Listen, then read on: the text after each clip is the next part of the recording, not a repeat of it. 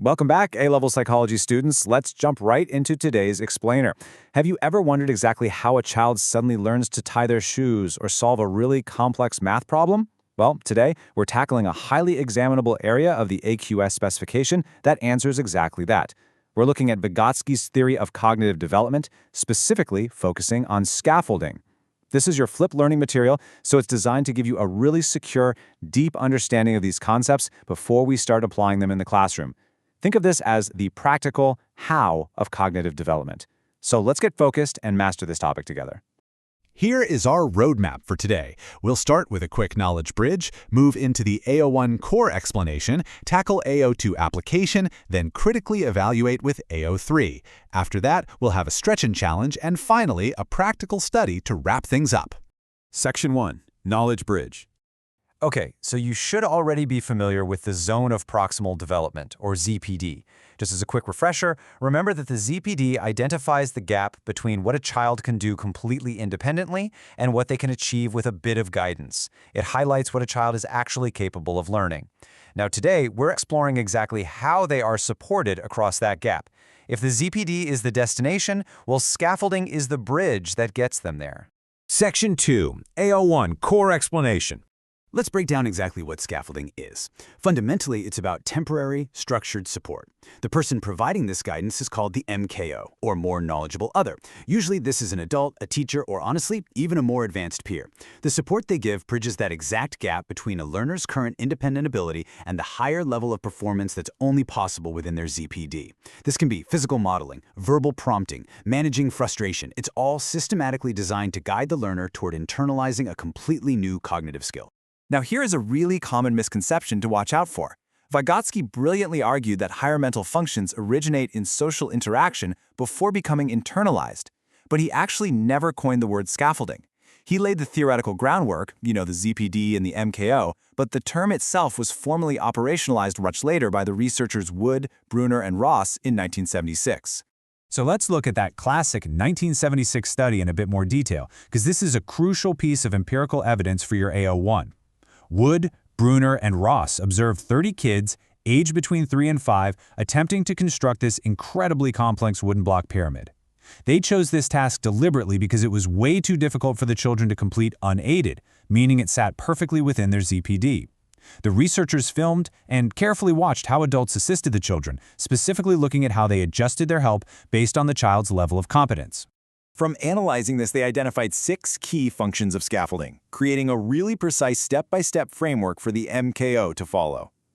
Number 1. Recruitment. This just means engaging the child's initial interest. 2. Reduction of degrees of freedom. This is simply limiting the number of choices to simplify the task. It's like giving a child only 3 puzzle pieces instead of a pile of 50. 3. Direction maintenance, keeping them motivated toward the end goal. 4. Marking critical features, which means highlighting key aspects of the problem they might miss.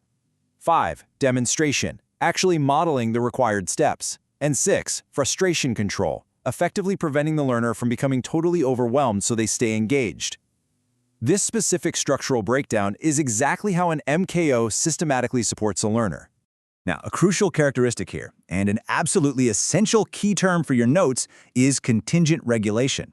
This means the support provided is dynamically tailored to the learner's current performance, literally moment by moment. If a child is struggling, the MKO increases the support. As the child starts showing competence, that support is gradually withdrawn. We actually call this fading. It's very much like removing physical scaffolding from a building once it can stand securely on its own. The ultimate goal is total internalization, where the child masters the skill independently, driving their cognitive development forward. Section 3. AO2. Application. Let's look at how this plays out in the real world, starting with the classroom. In early writing development, a child might only be able to write single letters by themselves. To write a full sentence, they need systematic scaffolding. A teacher steps in as the MKO, modeling how to sound out words, maybe providing sentence starters or using writing frames. This effectively reduces those degrees of freedom we talked about. As the child internalizes the phonics strategies, the teacher gradually fades this support until the child writes fluently on their own. And we see the exact same thing in practical skills outside of school. Think of a parent breaking down a complex baking recipe into single, manageable steps, or a sports coach physically modeling a football drill and gradually reducing their verbal prompts as the player gets better.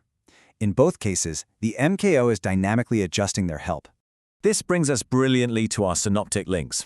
Remember, higher-level A-level answers always draw confident connections across the specification. Think about psychopathology. When treating phobias with systematic desensitization, the therapist acts directly as the MKO. They scaffold the client through a structured fear hierarchy, provide vital relaxation techniques, and then gradually fade that support as the client progresses from, say, just imagining a spider to actually holding one. Similarly, over in the memory topic, teachers scaffold complex encoding strategies. They model chunking or dual coding techniques, guide the student's initial practice, and eventually withdraw that structured support once the student has firmly internalized those metacognitive skills. Okay, let's tackle an AO2 research methods exam question together. The question reads, a researcher filmed 30 peer tutoring sessions.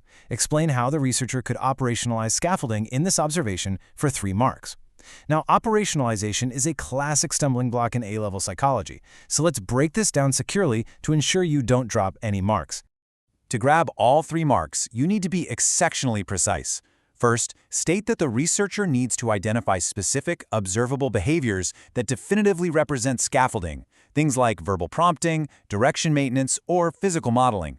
Second, they must construct a clear behavioral checklist or coding frame containing these exact categories. And finally, for the 3rd mark, explicitly explain the use of a sampling technique, for instance using event sampling to tally every single occurrence of these specific behaviors while actively watching the film sessions. This structured approach takes the abstract, theoretical concept of scaffolding and makes it fully measurable and empirically sound. Section 4. AO3. Evaluation. Let's evaluate this theory, balancing its high practical value with its methodological limitations. On the strength side, we have really strong empirical evidence from Wood et al., proving that contingent instruction genuinely works. Scaffolding also has immense ecological validity and practical value in UK classrooms today. Think of guided reading sessions or structured peer tutoring. It's everywhere. Plus, it excellently explains individual differences. Children progress at vastly different rates based largely on the precise quality of the scaffolding they receive. However, looking at the limitations, exactly as we just saw in that exam question, scaffolding involves moment-to-moment, highly nuanced adjustments. That makes it notoriously difficult to operationalize reliably in observational research. Furthermore, if an MKO gets it wrong and over-scaffolds, they can severely inhibit independent problem-solving skills and end up creating learner dependency. It also fundamentally assumes the MKO is always accurate and capable, which, let's be honest, isn't always the case in the messy real world. And we can't forget our issues and debates, absolutely essential for those top band marks. We must evaluate the cultural bias present within this concept. Scaffolding heavily reflects Western, teacher-led, and language-rich educational practices. But in many other cultures, children learn primarily through silent observation, community participation, or just autonomous problem-solving, completely without the need for constant verbal instruction. So assuming that explicit, verbal scaffolding is a universal requirement for all cognitive development, that's culturally biased, and it potentially limits the cross-cultural universality of the framework. Section 5. Stretch and challenge. Let's remove the developmental scaffold of this explainer for a moment and really challenge your synoptic thinking. I want you to reflect deeply on this conceptual prompt. If scaffolding relies on social interaction and language, how effectively can artificial intelligence or educational software act as a more knowledgeable other? Think critically about contingent regulation here. Can a computer algorithm truly be diagnostically sensitive enough to act as a genuine MKO? Or does scaffolding inherently require human-to-human social mediation, exactly as Vygotsky originally argued? Jot down some quick thoughts on this. It is a fantastic debate to bring into our classroom discussions later. All right, let's do a quick retrieval check. Go ahead and pause the explainer here to answer these 3 short questions in your notes. Number 1, who formalized the term scaffolding? Number 2, name 2 of the 6 functions. And number 3, what is contingent regulation? Okay, hopefully you paused and tested yourself. The answers are 1, Wood, Brunner, and Ross in 1976. 2, you could have had recruitment, reduction of degrees of freedom, direction maintenance, marking critical features, demonstration, or frustration control. And 3, contingent regulation is dynamically adjusting the level of support based on the learner's current performance, which we also call fading. Great job if you nailed those. Section 6. Practical study. For your flipped learning practical task this week, I want you to act as both the researcher and the MKO. Choose a simple puzzle or a physical task, something like origami works great, and deliberately teach it to a peer or sibling. But crucially, I want you to construct a coding frame of the 6 scaffolding functions and use event sampling to systematically tally which functions you naturally employ as you help them. Make a specific note of exactly when you find yourself applying contingent regulation, that precise moment you purposefully step back because they've securely grasped the step. Doing this will brilliantly consolidate your AO1 theory and your AO2 research method skills at the exact same time. Excellent work today, everyone. To summarize, scaffolding provides the practical mechanism for exactly how children successfully progress through the ZPD. Make sure your notes are fully consolidated using the AO1, AO2, and AO3 summaries we've covered today. As you pack up your notes, I'll leave you with this thought. If all of our higher-level cognitive abilities are entirely built upon the social scaffolding provided by others over our lifetimes, well, who are you scaffolding right now, and how is it actively shaping their mind? See you in the next lesson.